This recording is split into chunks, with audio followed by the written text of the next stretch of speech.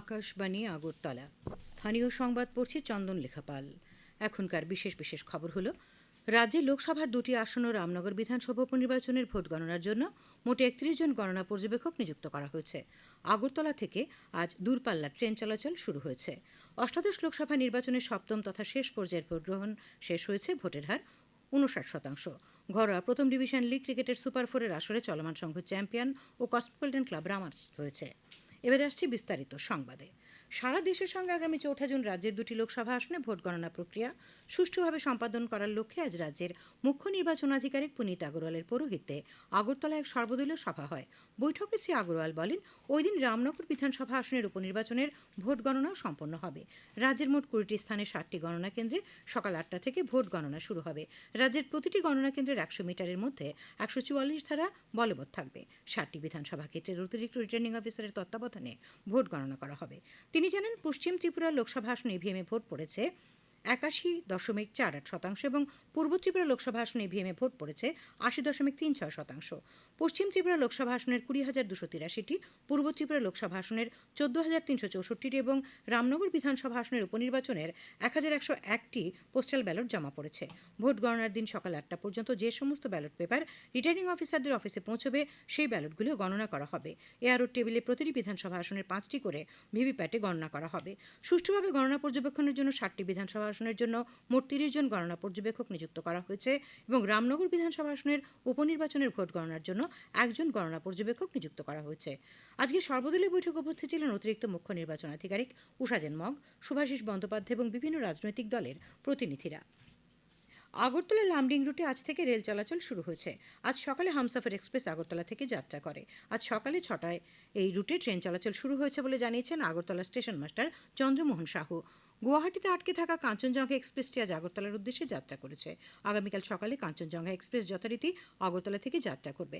মধ্যপ্রদেশ থেকে কমলাবতী এক্সপ্রেসটিও আজ আগরতলা এসে পৌঁছানোর কথা। আগামীকাল বিকেলে এটি মধ্যপ্রদেশের উদ্দেশ্যে যাত্রা করবে বলেও তিনি জানান। রাজ্য পুলিশের আইজিপি আইনশৃঙ্খলা সৌমিত্র ধর আজ বিকেলে ঊনকোটি জেলার সদর কৈলাস শহরের রাধাকিশোর ইনস্টিটিউশনের স্ট্রং রুম পরিদর্শন করেন। এখানে রয়েছে লোকসভা নির্বাচনের জনরায়বন্দী ইভিএমগুলি। এখানে যাবতীয় নিরাপত্তা বিষয় খতিয়ে দেখেন তিনি। পরিদর্শনকালে তাঁর সঙ্গে ছিলেন ঊনকোটি জেলার পুলিশ সুপার কান্তা জাহাঙ্গীর, অতিরিক্ত পুলিশ সুপার ভি ডার্লং প্রমুখ।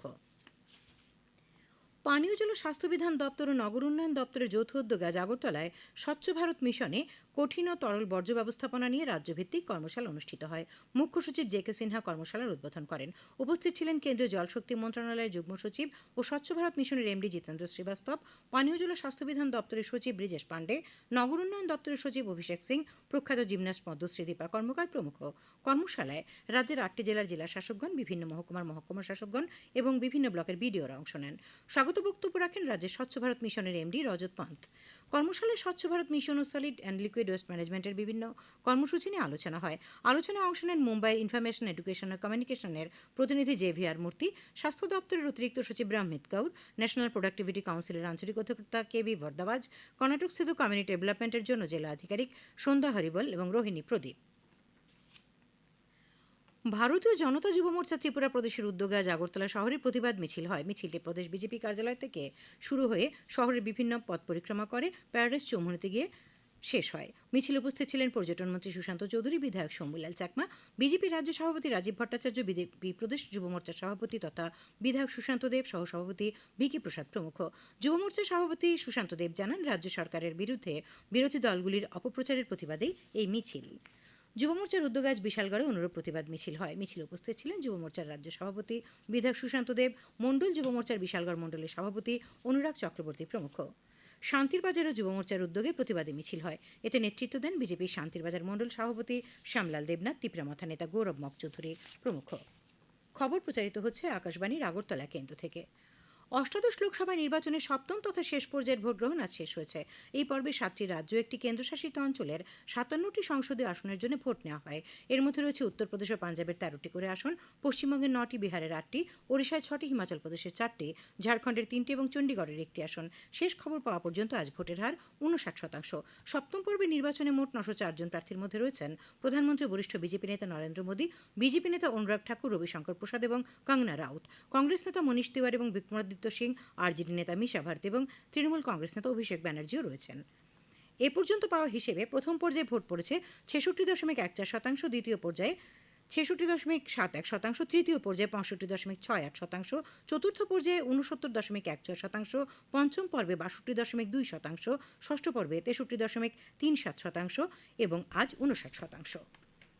আজ একই সঙ্গে চতুর্থ দফায় ওড়িশা বিধানসভার বাকি 42টি আসনের জন্য ভোট গ্রহণ করা হয়। তাছাড়াও হিমাচল প্রদেশের 6টি, বিহার, উত্তরপ্রদেশ এবং পশ্চিমবঙ্গের 1টি করে আসনের জন্য বিধানসভার উপনির্বাচন অনুষ্ঠিত হয়।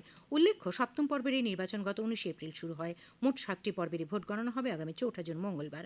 এখন দেশ জুড়ে লোকসভা নির্বাচনের ভোট গণনার প্রস্তুতি শুরু হয়েছে। আগরতলা কংগ্রেস ভবনে আজ প্রদেশ কংগ্রেসের কার্যকরী কমিটির সদস্যদের নিয়ে বৈঠক হয়।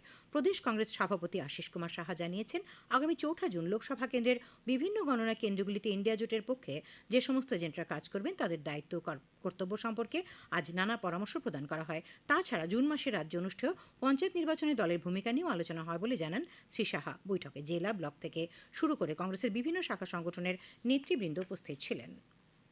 সারা ভারত কৃষক সভার পক্ষ থেকে আজ রাজ্যের মুখ্য সচিব জে.কে সিনহার কাছে ডেপুটেশন দেওয়া হয়।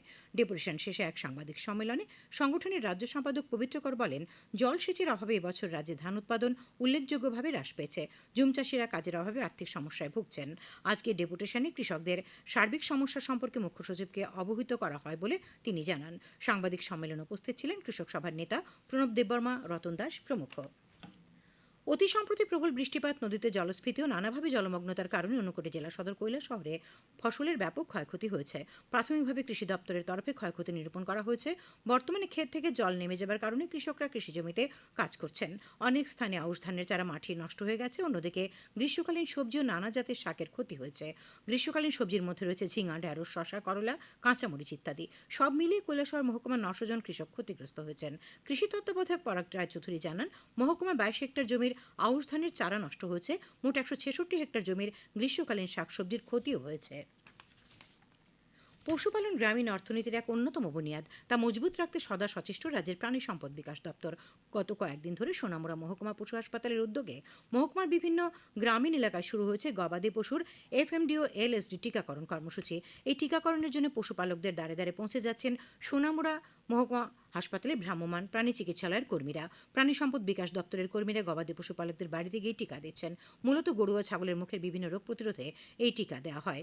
এলএসডি টিকা দেওয়া হয় বসন্ত জাতীয় রোগ প্রতিরোধের জন্য। বছরে 2 থেকে 3 বার এই প্রতিষেধকগুলি বিনামূল্যে দেওয়া হয় বলে আকাশবাণী সিপাহীজলা জেলা প্রতিনিধিকে জানিয়েছেন এআরডিডির অ্যাসিস্ট্যান্ট তাজুল ইসলাম। সারা ভারত কৃষক সভা ক্ষেতমজুর ইউনিয়ন উপজাতি গণমুক্তি পরিষদের পক্ষ থেকে 8 দফা দাবিতে আজ সোনামুড়া মহকুমার অতিরিক্ত মহকুমা শাসক এম.কে চাকমার কাছে ডেপুটেশন দেওয়া হয়। দাবিগুলির মধ্যে রয়েছে বিদ্যুৎ পরিষেবার মান উন্নয়ন, গ্রামেগঞ্জে অকেজো হয়ে পড়া পানীয় জলসেচের উৎসগুলির সংস্কার, ভিলেজ কমিটির নির্বাচন দ্রুত সম্পন্ন করা। ডেপুটেশনে ছিলেন কৃষক সভার মহকুমা সভাপতি সুরেশ দাস, সম্পাদক আব্দুল করিম, ক্ষেতমজুর ইউনিয়নের নেতা দীনেশ দাস, নারায়ণ চক্রবর্তী, বিষ্ণু ত্রিপুরা ও জিএমপি নেতা রামচন্দ্র নোয়াতিয়া প্রমুখ। রাজস্থান, পাঞ্জাব, হরিয়ানা, চণ্ডীগড়, দিল্লি, উত্তরপ্রদেশ এবং মধ্যপ্রদেশের একাংশে তীব্র তাপপ্রবাহ চলছে। তাছাড়া হিমাচল প্রদেশ, বিদর্ভ, ছত্তিশগড়, ঝাড়খণ্ড, বিহার ও অন্ধ্রপ্রদেশের উপকূলবর্তী অঞ্চলেও তাপপ্রবাহ চলছে। গত 24 ঘন্টায় সারা দেশের মধ্যে সর্বোচ্চ তাপমাত্রা ছিল পশ্চিম উত্তরপ্রদেশের কানপুরে 48.2 ডিগ্রি সেলসিয়াস। খেলার খবর। ঘরোয়া প্রথম ডিভিশন লিগ ক্রিকেটের সুপার 4-এর আসরে চলমান সংঘ চ্যাম্পিয়ন ও কসমোপলিটন ক্লাব রানার্স হয়েছে। আসরের শেষ 2টি খেলা আজ ড্র হয়। নরসিংগড়ের পিটিএ মাঠে দুদিনের খেলায় পোস্ট ক্লাবের বিরুদ্ধে লিড নিয়ে ড্র করে চলমান সংঘ, ফলে 3 ম্যাচে 9 পয়েন্ট নিয়ে খেতাব দখল করে। পোস্টার ক্লাবের প্রথম ইনিংসের 92 রানের জবাবে দুদিনের খেলার শেষ দিনে আজ চলমান সংঘ প্রথম ইনিংসের সবকটি উইকেট হারিয়ে 199 রান করে। 107 রানে পিছিয়ে থেকে পোস্টার ক্লাব দ্বিতীয় ইনিংসে সবকটি উইকেটে 236 রান করে। 129 রানে পিছিয়ে থেকে চলমান দ্বিতীয় ইনিংসে দিনের শেষে 3 উইকেটে 43 রান করলে ম্যাচটি ড্র হয়। এদিকে এমবিবি স্টেডিয়ামে অনুষ্ঠিত দুদিনের খেলায় কসমোপলিটন ক্লাবের বিরুদ্ধে লিড নিয়ে হার্ভে ক্লাব ড্র করে। হার্ভে ক্লাবের প্রথম ইনিংসের 223 রানের জবাবে দুদিনের খেলার শেষ দিনে আজ কসমোপলিটন ক্লাব 3 উইকেটে 72 রান থেকে খেলতে নেমে প্রথম ইনিংসে সবকটি উইকেট হারিয়ে 188 রান করে, ফলে লিড হাতছাড়া হয়। 35 রানে এগিয়ে থেকে হার্ভে ক্লাব দ্বিতীয় ইনিংসে দিনের শেষে 8 উইকেটে 171 রান করলে ম্যাচ ড্র হয়। আবহাওয়া। আগামীকাল আকাশ সাধারণত মেঘাচ্ছন্ন থাকবে। 2-1 জায়গায় বজ্রবিদ্যুৎ সহ হালকা বৃষ্টি হতে পারে। আগামীকাল তাপমাত্রা সর্বোচ্চ 37 ডিগ্রি সেলসিয়াস এবং সর্বনিম্ন 27 ডিগ্রি সেলসিয়াসের কাছাকাছি থাকবে। শেষ করার আগে খবরের বিশেষ বিশেষ অংশগুলি আর একবার।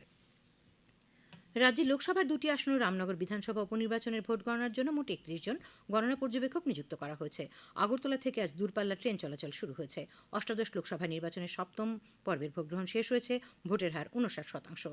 ঘরোয়া প্রথম ডিভিশন লিগ ক্রিকেটের সুপার 4-এর আসরে চলমান সংঘ চ্যাম্পিয়ন ও কসমোপলিটন ক্লাব রানার্স হয়েছে। স্থানীয় সংবাদ আজকের মতো এখানেই শেষ হলো।